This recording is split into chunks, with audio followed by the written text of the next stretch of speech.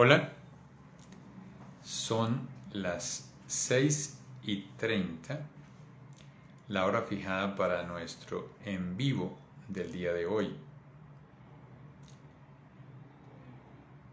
Vamos a estar trabajando hoy, vamos a hablar hoy sobre la contradicción de la prueba testimonial.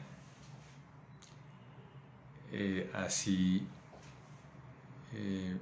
fue nuestra invitación, esa fue la idea desde el comienzo. Hablar de un tema que hoy en día suscita muchos interrogantes, sobre todo gracias a las particularidades que ha planteado la situación de pandemia que hemos vivido en los últimos 2 años. De manera que vamos a trabajar en este en vivo sobre ese específico tema. Quisiera ver aquí cuántos están conectados. A ver.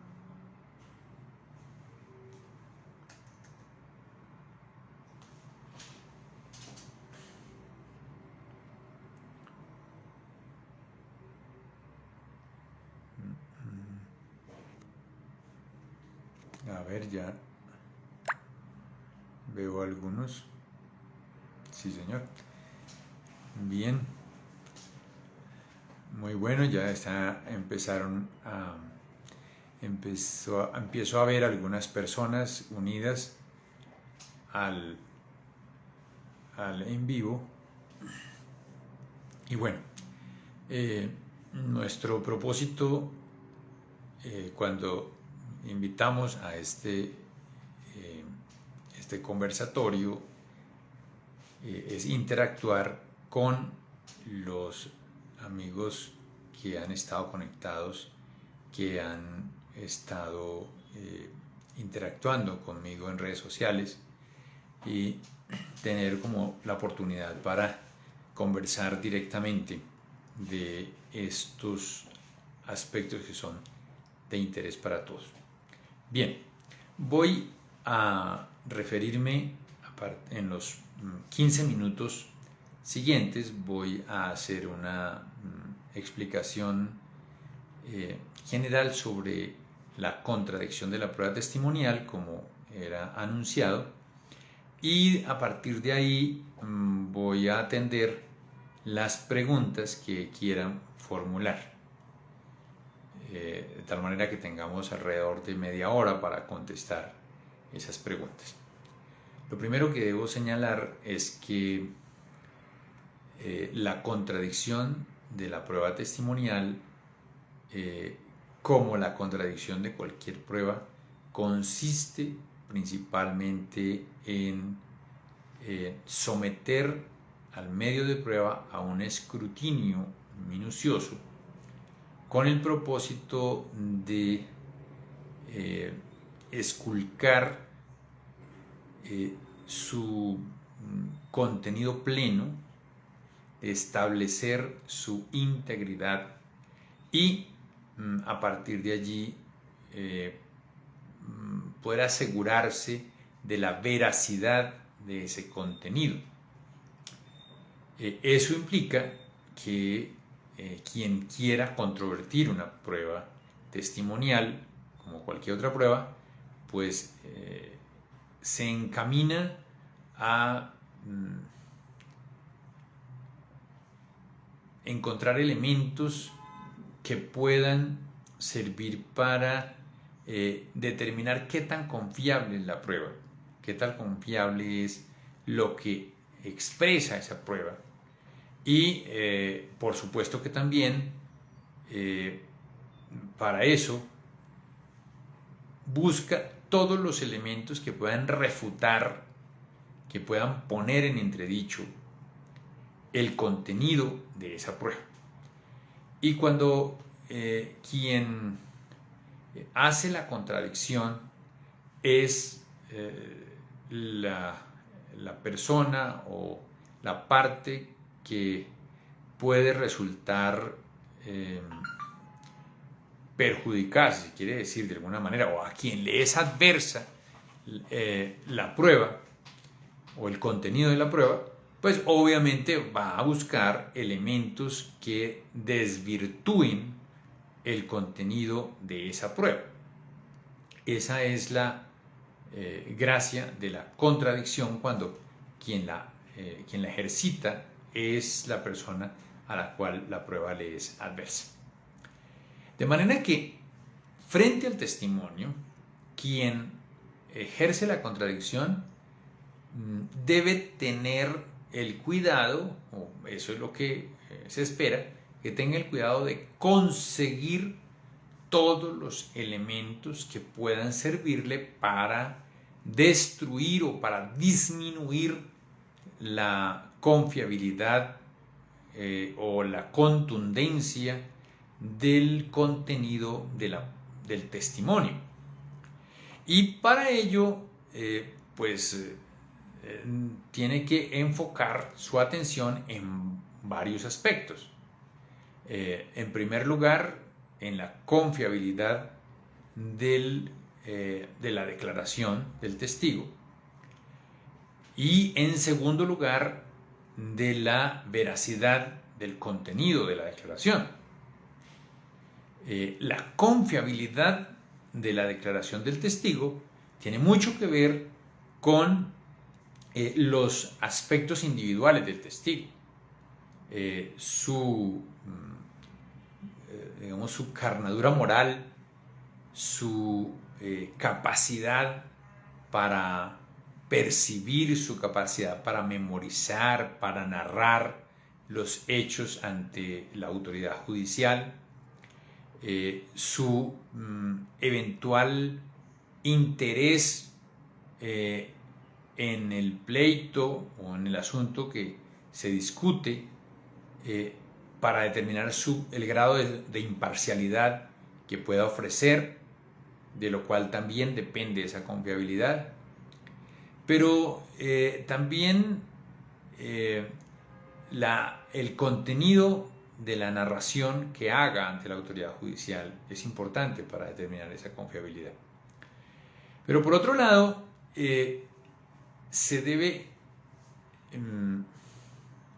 enfocar en la credibilidad que tiene toda la narración que hace el testigo, porque esa narración puede ser veraz, totalmente veraz, o de pronto no tanto, y eso es un aspecto fundamental, porque la veracidad de la declaración puede estar determinada por su integridad, la integridad de esa declaración. Es decir, la declaración, en tanto sea completa, puede ser completa, quiero decir que muestre todas las circunstancias y todas las características del hecho sobre el cual versa. Puede ser una declaración creíble, pero en tanto esa declaración, en tanto esa narración sea incompleta, pues puede perder credibilidad. Y un punto también muy importante en relación con la credibilidad es la coherencia de la declaración, y obviamente no solamente la coherencia interna de la declaración, sino la coherencia con el resto de las pruebas que se puedan recaudar.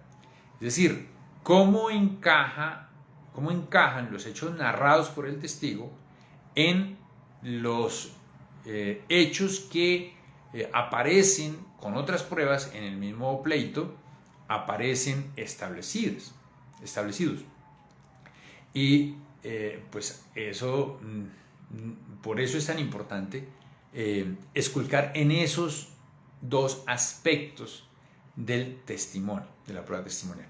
Entonces, si nosotros partimos de la base de que son esos aspectos los importantes de la prueba testimonial, pues entonces debemos reconocer que la labor de controvertir una prueba testimonial no se limita a contrainterrogar o a participar en el interrogatorio del testimonio.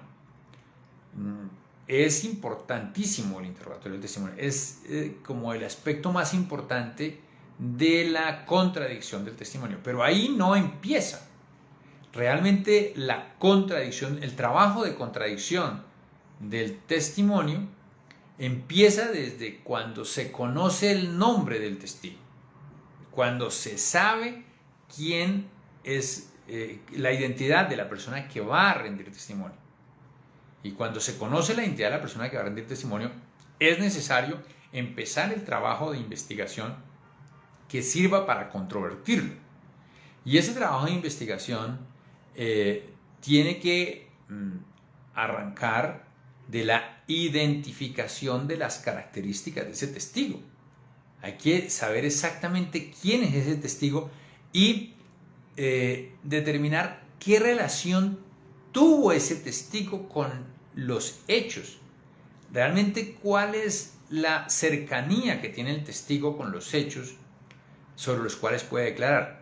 Y eso se puede empezar por averiguar con la solicitud de la prueba testimonial, porque en la solicitud de la prueba testimonial el solicitante debe indicar concretamente sobre qué hechos va a pronunciarse el testigo. Si se sabe sobre qué hechos va a pronunciarse el testigo, pues es más fácil averiguar qué relación tuvo el testigo con esos hechos, qué cercanía tuvo, estuvo presente, cómo los conoció y desde qué perspectiva los conoció. Entonces, cuando averiguamos eso, podemos establecer que eventualmente, por ejemplo, el testigo no estuvo presente, que el testigo ese día, en el momento en que ocurrieron los hechos, el testigo estaba en otro lugar, etc. O que el testigo estaba ubicado en un lugar donde no podía percibir muy bien los hechos sobre los cuales va a narrar. Bueno, digamos que es un punto importantísimo saber sobre qué hechos va a narrar, sobre qué hechos va a declarar el testigo para determinar cuál es la relación que tuvo ese testigo con los hechos y de esa manera prepararse para controvertirlo. Pero además de eso hay que averiguar todas las características del testigo para establecer su grado de imparcialidad en relación con el pleito. Hay que saber realmente si el testigo puede estar interesado, puede tener alguna cercanía con las partes o puede tener alguna relación material con los hechos. Es decir, que el testigo esté eventualmente inmerso en algún conflicto que se relacione con los hechos que va a narrar y que por esa razón pueda estar afectada su imparcialidad. Hay que saber también cuáles son sus condiciones mentales, porque, y sus capacidades para percibir y para narrar y para memorizar hechos. Todo eso hay que investigarlo previamente, porque no se podrá hacer una buena contradicción, no se podrá participar adecuadamente en el momento de la práctica del testimonio si no se conocen esos hechos. Entre otras cosas, porque los hechos o las circunstancias que comprometan la imparcialidad del testigo hay que decirlos en el momento de la audiencia. Hay que ponerlos de presente para que el juez sea cuidadoso con la práctica del testimonio.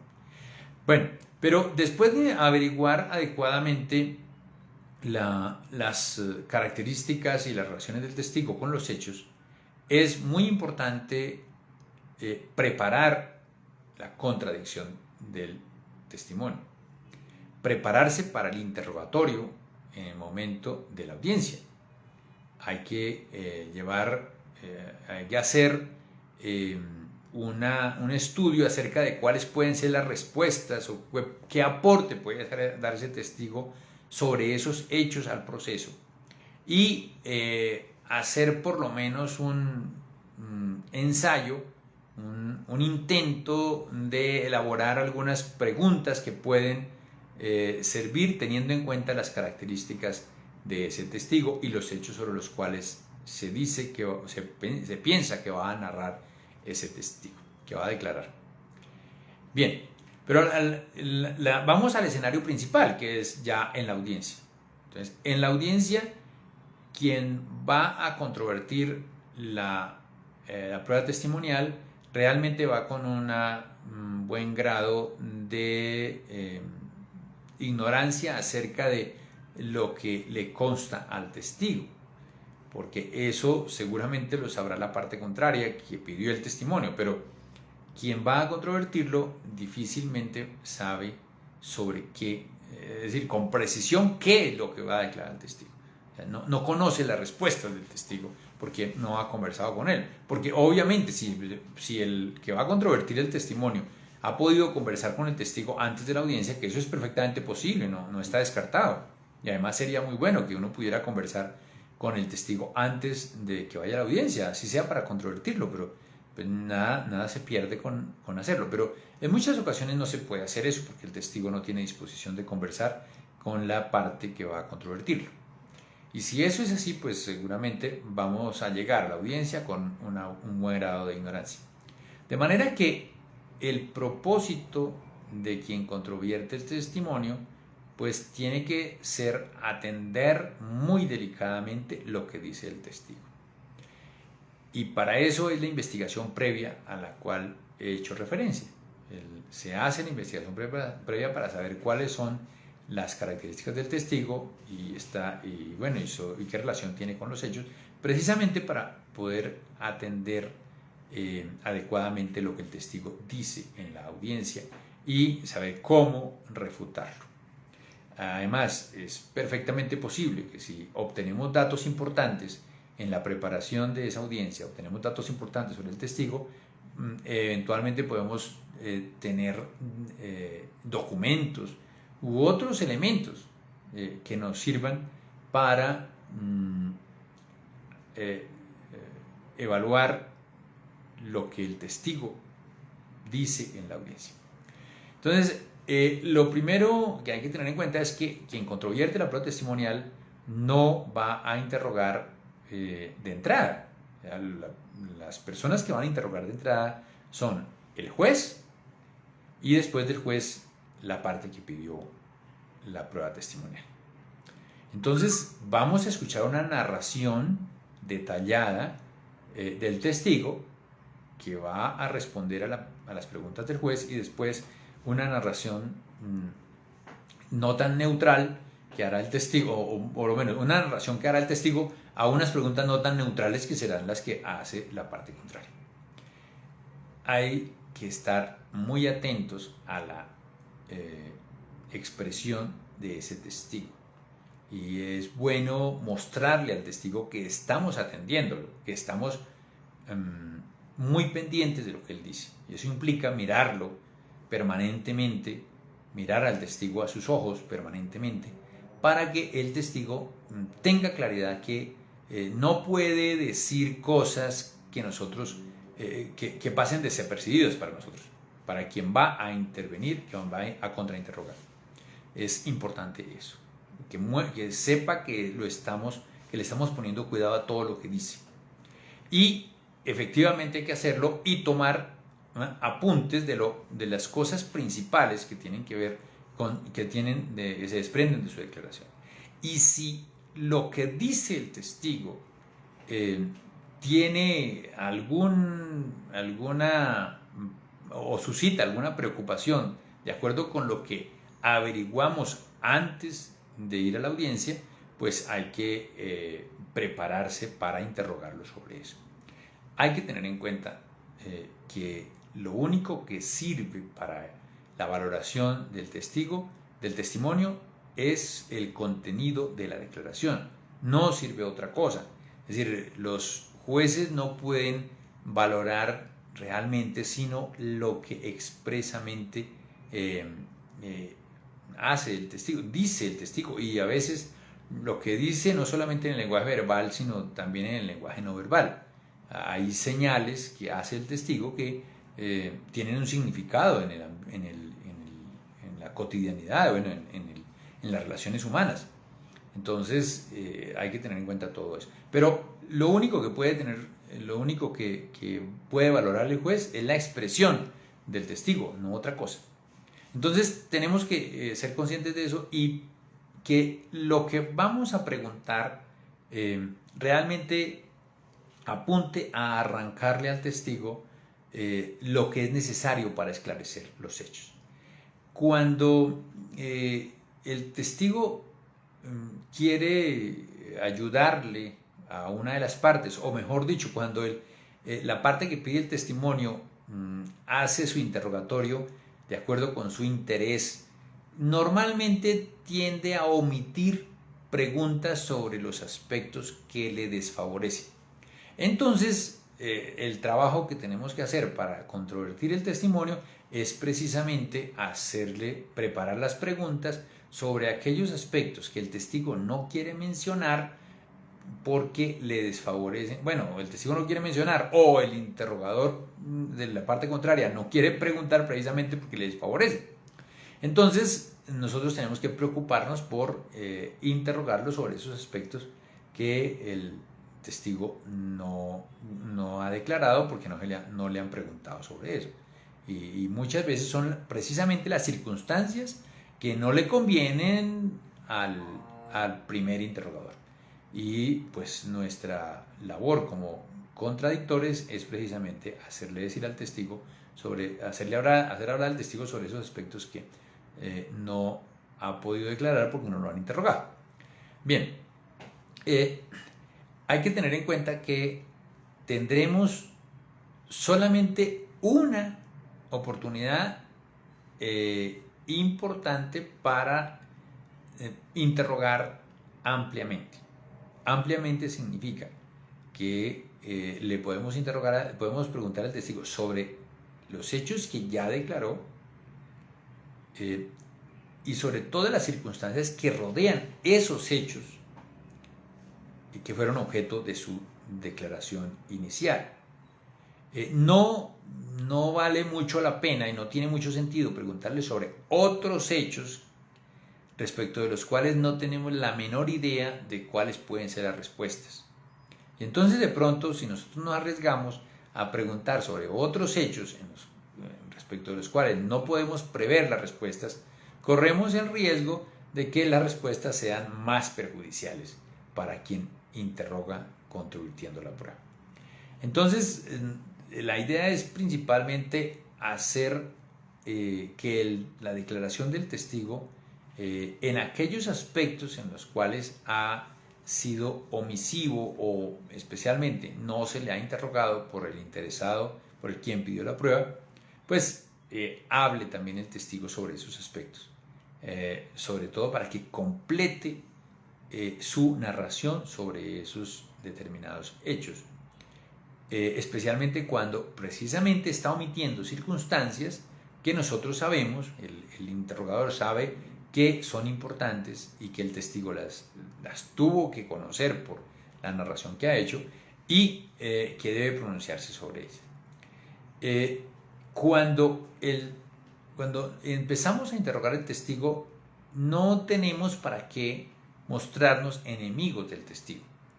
Si nosotros nos mostramos enemigos del testigo, el testigo va a hacer todo lo posible por evitar darnos respuestas concretas y completas. O sea, hay que guardar cordialidad, hay que guardar compostura en la relación con el testigo para evitar que el testigo bloquee sus respuestas y no nos suministre la información que le estamos pidiendo en las preguntas que le hacemos.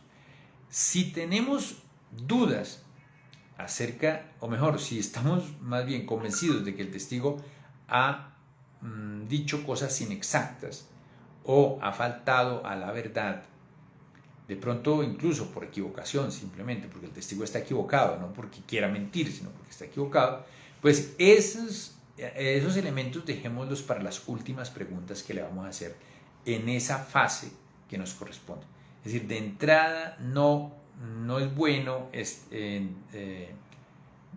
entablar una disputa con el testigo, porque eso lo que hace es bloquear al testigo y no permitirle que haga una exposición suficientemente clara sobre lo que necesitamos que aclare. Pero a medida que avanzamos en el interrogatorio, si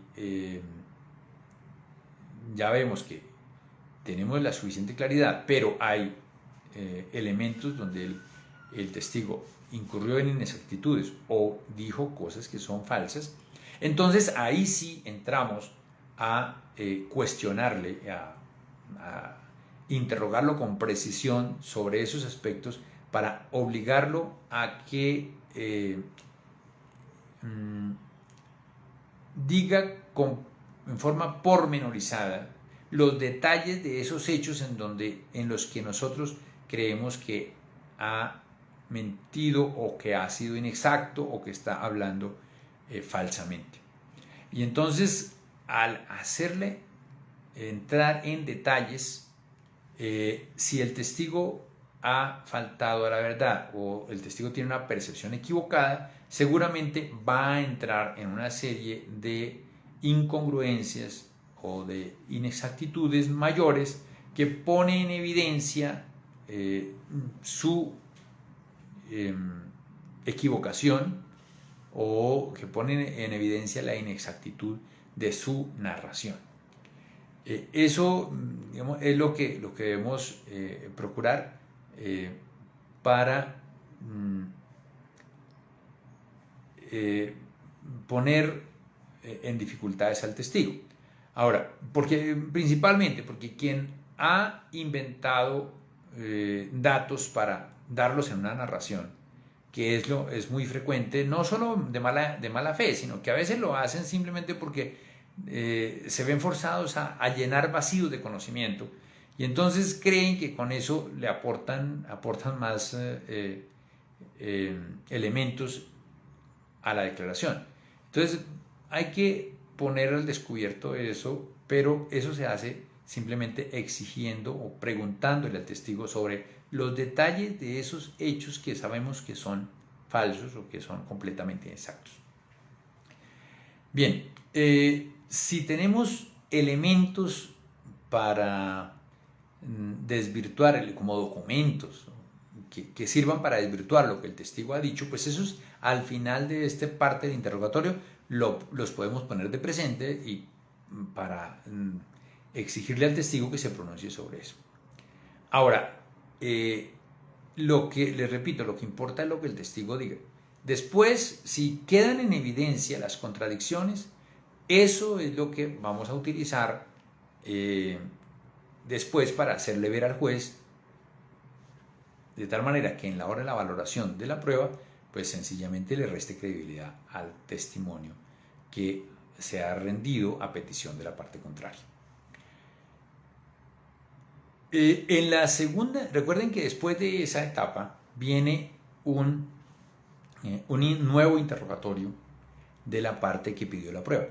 Claro, pero ese nuevo interrogatorio ya no va a servirle para involucrar nuevos hechos, solamente puede preguntar sobre lo que el testigo acaba de contestarle a la persona que contrainterrogó. Entonces ya el espacio para interrogar es mucho menor y seguramente pues, lo que va a hacer el interrogador es buscar aclaraciones. Y lo mismo podemos hacer después en el último turno que tenemos, en el segundo y último turno que tenemos para interrogar al testigo. Y en ese segundo y último turno podemos realmente hacer un interrogatorio mucho más preciso porque además de eso vamos a tener muy pocas preguntas que hacer, porque solamente para aclarar o refutar hechos que el testigo acaba de mencionar en esa segunda parte del testimonio. De manera que, es decir, hay que aprovechar lo que mejor podamos la primera etapa, la primera oportunidad que tenemos para interrogar, porque la segunda es muy precisa, es muy reducida.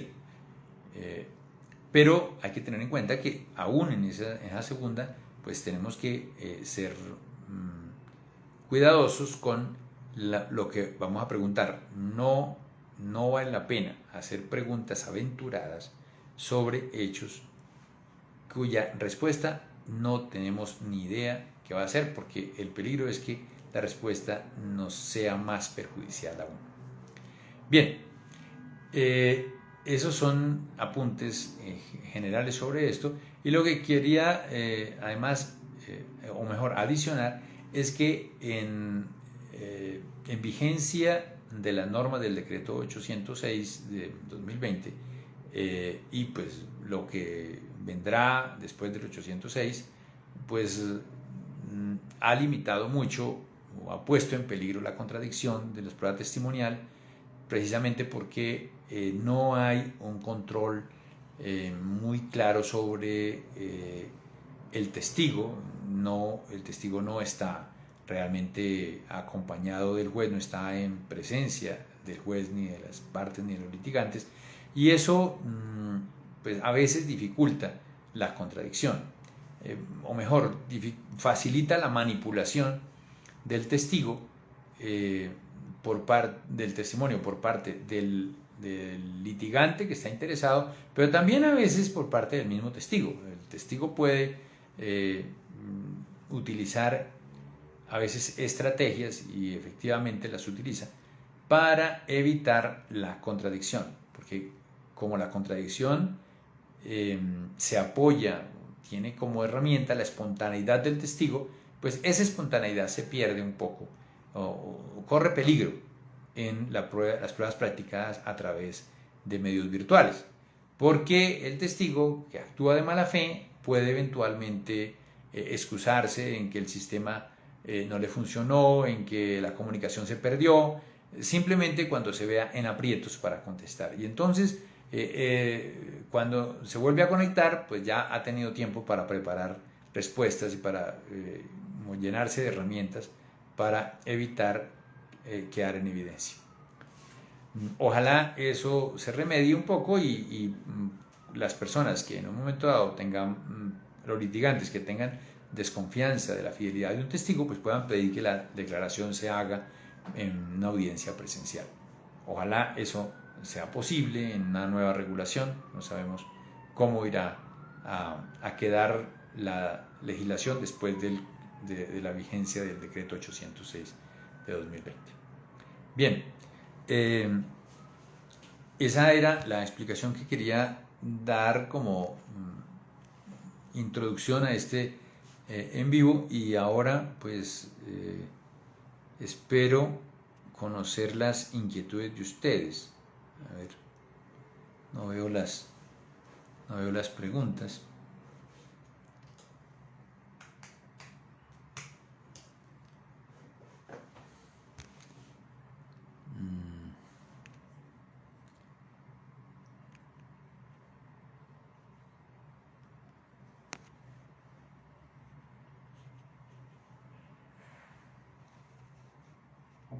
A ver.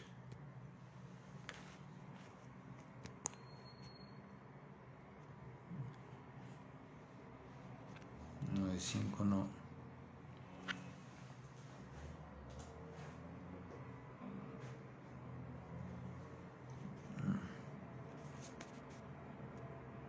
No estoy.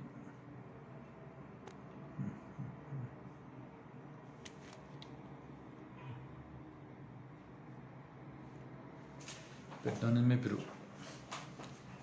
no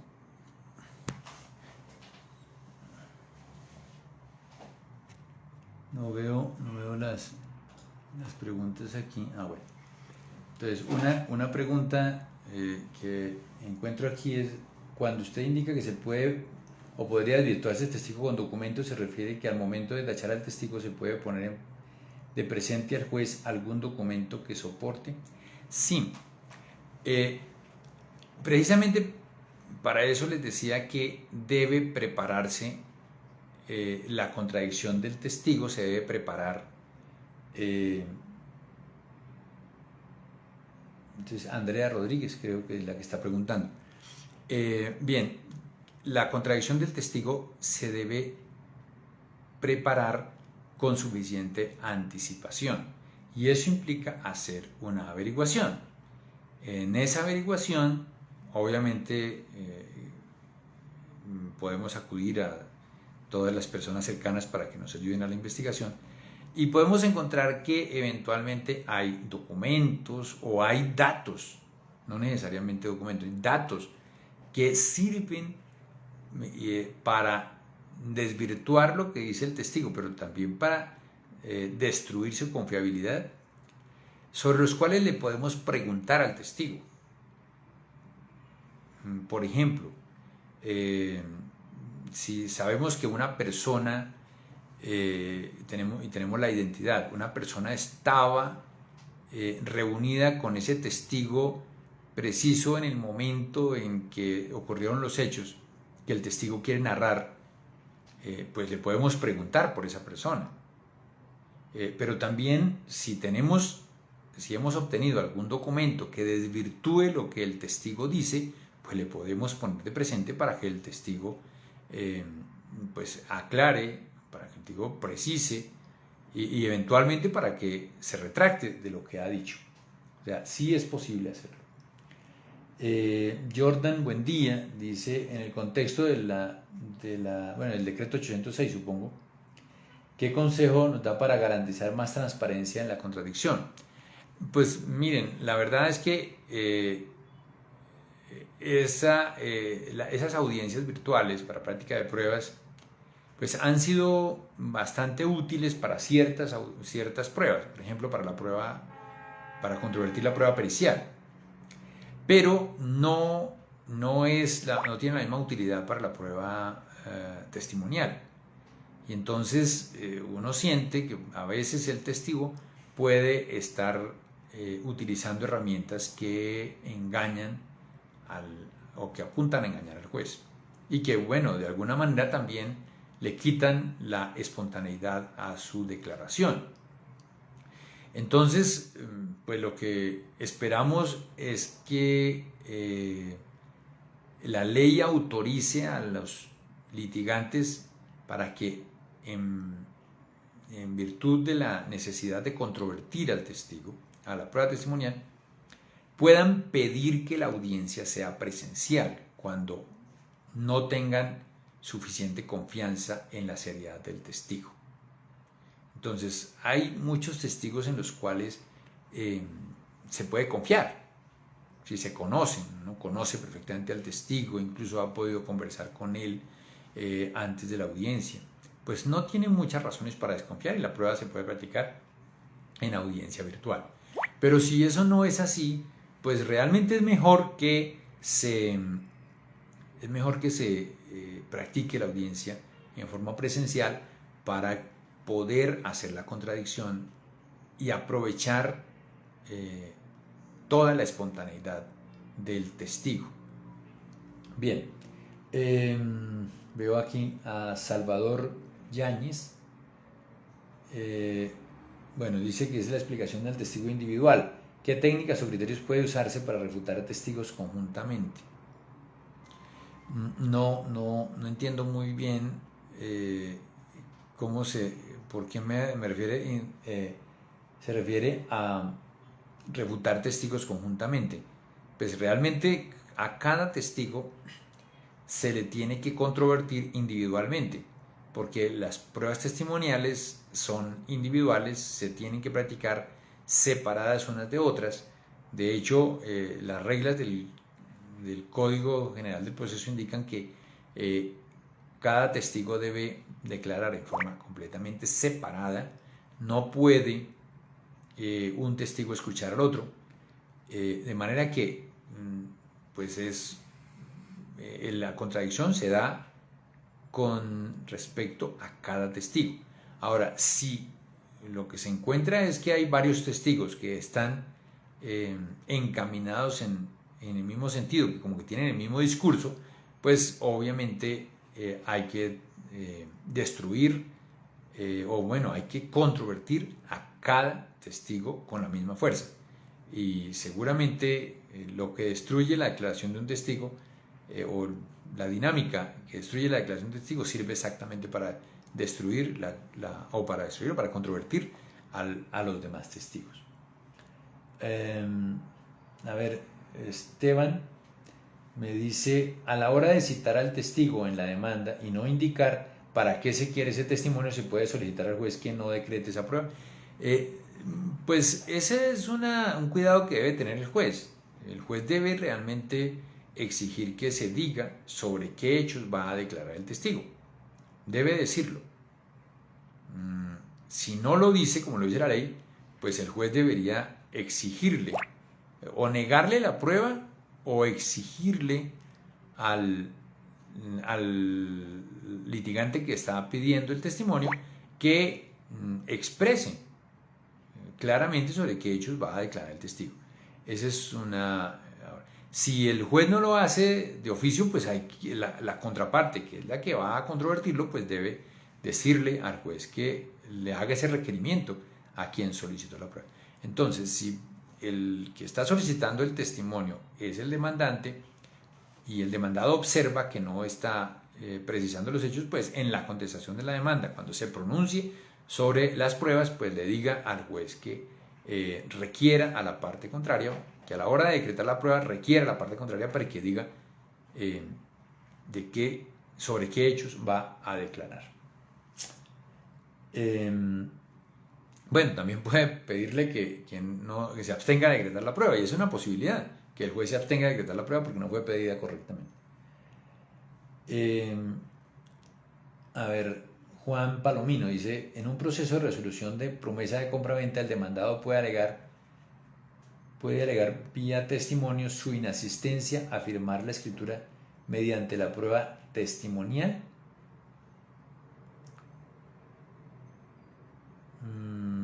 A ver, si lo que hay es una demanda de resolución de contrato por incumplimiento, porque no concurrió una de las partes a firmar la escritura pública, pues realmente ese hecho de no haber concurrido pues puede tener alguna explicación y una justificación, digamos. Y esa justificación pues haría difícil que se decrete la resolución del contrato, porque lo que exige la resolución del contrato es que haya un incumplimiento, y el incumplimiento debe ser una conducta inequívocamente destinada a romper el contrato, a incumplir la obligación. Pero si la ausencia de la persona en el momento de suscribir la escritura, en el momento pactado para suscribir la escritura, obedece a una causa justa, pues por supuesto que eso destruiría la razón para la resolución del contrato. De manera que esa causa justa, por supuesto, se puede demostrar mediante cualquier medio probatorio, y la prueba testimonial puede ser un medio probatorio idóneo para eso. A ver, Juan Palomino, ¿cómo sería? Bueno, ya le contesté cómo sería la defensa en ese caso, porque realmente el litigante que es demandado en la resolución del contrato, pues seguramente va a decir que la ausencia o su ausencia en el momento de suscribir la escritura pues no obedeció al capricho, no obedeció simplemente al deseo de incumplir, sino que obedeció a una causa, por ejemplo, fuerza mayor o caso fortuito. Y en esa medida pues se demuestra la circunstancia con testimonios o con la prueba que sea, y se destruye la causal o la razón para resolver el contrato. Aquí veo a Kay Arrieta. Pregunta que si quedará guardado el en vivo. Yo creo que sí. Y María Teresa dice, ¿me puede profundizar sobre las diferencias entre la inhabilidad y la tacha del testigo? Sí. Las tachas del testigo realmente son de dos tipos. Uno por la inhabilidad del testigo y la otra por la imparcialidad o la falta de imparcialidad del testigo. Cuando se trata de la inhabilidad del testigo, pues es para que se descarte la práctica de la prueba. Mientras que cuando se trata de una tacha contra la imparcialidad del testigo, pues no es para que se deseche la práctica de la prueba, sino para que se practique con mayor cuidado y se valore con cuidado. Son dos cosas distintas.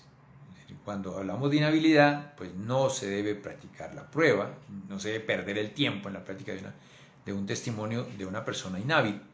Y en cambio, en la tacha de imparcialidad, pues el testigo se debe practicar, pero se debe practicar con el cuidado del juez, a sabiendas de la parcialidad que puede tener el testigo.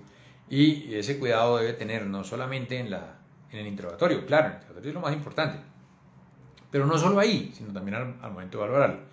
Pero en ese caso no impide, la tacha no impide en ese caso la práctica de la prueba. Bien, Jordan, buen día, me dice: ¿cuál es el fundamento normativo para que el juez admita ese nuevo documento que se ponen de presente al testigo, en el entendido de que solo se admiten gráficas, dibujos? Bueno, en realidad lo que dice el código no es tan preciso en relación con la admisibilidad de documentos en la declaración del testigo. Lo cierto es que al testigo no se le debe permitir en la audiencia que aporte documentos que simplemente las partes no pudieron aportar. No, el testigo no es un instrumento para eso. El testigo solamente puede aportar documentos que se refieran o que sustenten su propia declaración, que sustenten la narración que está hecho, que ayuden a esclarecer los hechos sobre los cuales él está declarando.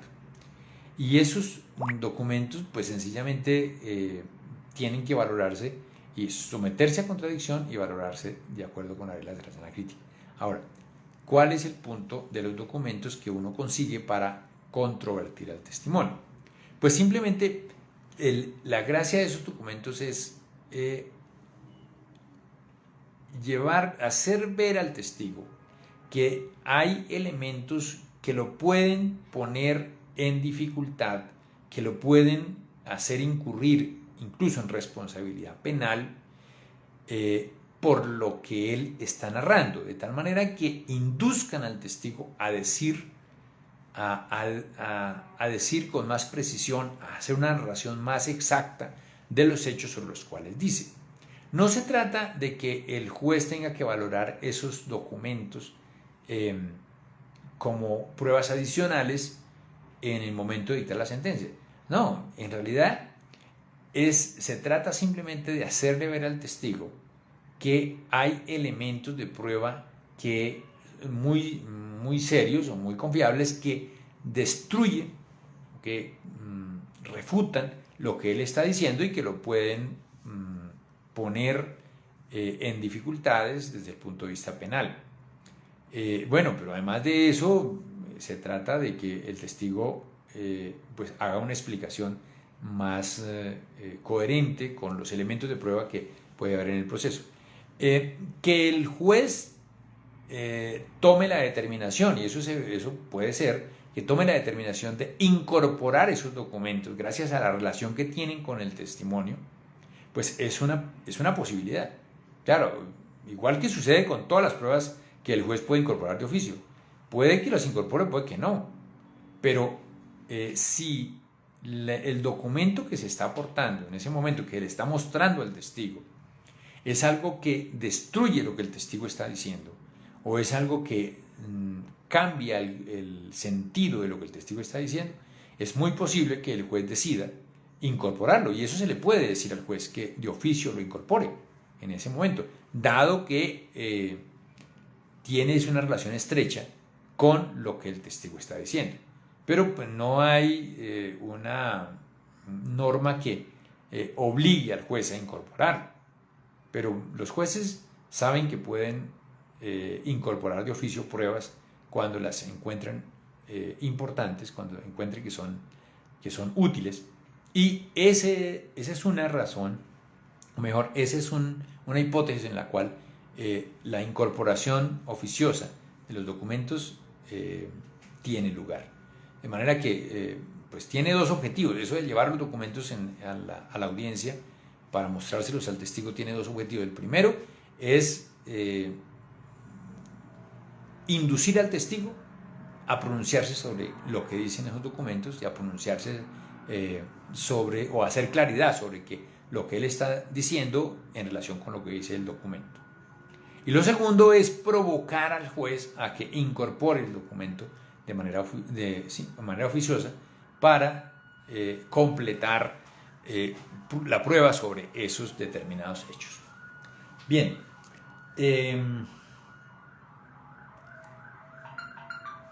a ver, aquí dice Sebastián, una última: cuando se solicita prueba trasladada de un proceso policivo, se puede citar al inspector a que declare sobre lo que evidenció en la inspección judicial.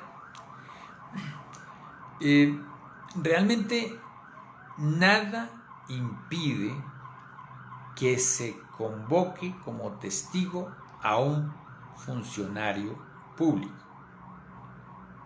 Nada se opone a eso.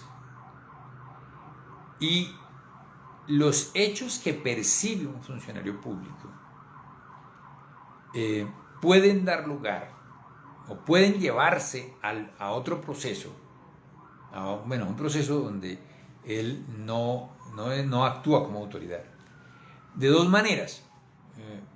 Una manera es llevar el documento que el funcionario público o la autoridad creó, donde dejó constancia de los hechos que percibió. Entonces, en ese caso, el inspector de policía, en la diligencia que haya hecho, pudo levantar un acta en la que deja constancia de lo que allí percibió. Y si eso es así, pues entonces llevamos el documento y con ese documento probamos esos hechos. Pero es muy posible que no haya quedado constancia de los hechos que el funcionario percibió, porque los funcionarios también perciben una cantidad de hechos que no quedan en actas. En ese caso, lo que nos sirve para llevar el hecho al otro proceso es la declaración del funcionario, y es necesario llevar esa declaración. O sea, hay que citar a ese funcionario como testigo. Bueno, me dice Miguelesarte, no sé cómo se llama. Bueno, dice Miguelesarte. En un incidente de desembargo donde el contrato de compraventa no fue autenticado por testimonios, ¿se puede tener como auténticos con la declaración? Mire, el problema no es la autenticidad. Todos los documentos se presumen auténticos, sean provenientes de terceros o de las partes. Todos se presumen auténticos. El problema no es la autenticidad. El problema es que si los documentos son emanados de terceros, se requiere la fecha cierta. Esos documentos solo surten efecto probatorio contra terceros si tienen fecha cierta. Y para eso se necesita que haya un hecho que sea determinante de la fecha cierta. Para eso, de la fecha cierta, es importante a veces llevar esos documentos a notario. Por eso es que la gente, a pesar de que se presume la autenticidad de los documentos, la gente sigue llevándolos a la notaría. ¿Por qué razón? Porque al llevarlos a la notaría queda la fecha cierta. No es por problema de autenticidad, porque la autenticidad se presume.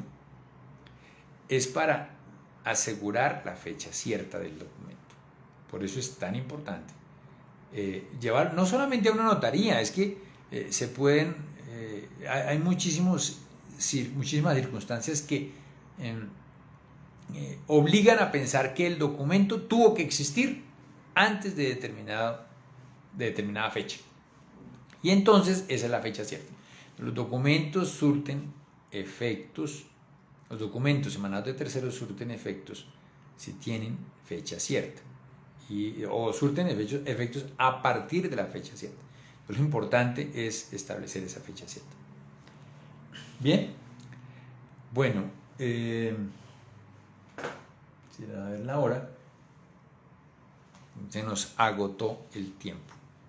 Se nos agotó el tiempo que teníamos para hoy y los invito a que me sigan en redes sociales y estén atentos al próximo en vivo que haremos. Lo anunciaremos con tiempo. Mil gracias y que tengan muy buena noche.